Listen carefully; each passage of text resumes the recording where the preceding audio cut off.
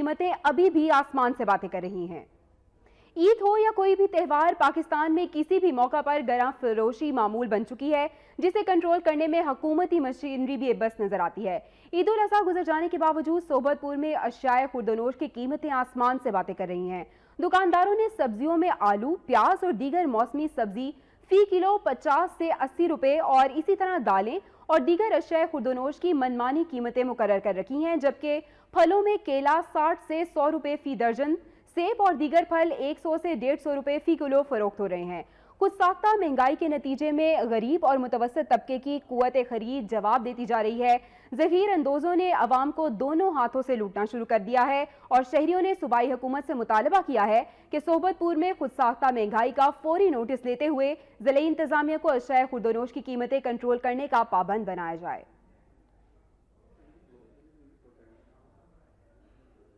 ہر شہر کی